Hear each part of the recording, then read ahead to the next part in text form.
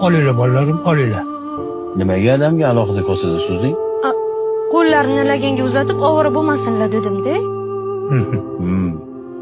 Ya, ovqatsiz juda mazali chiqibdi, kartoshkali bo'lsa ham. Rahmat. Hozir siz kartoshkali manti yedingizmi shunda?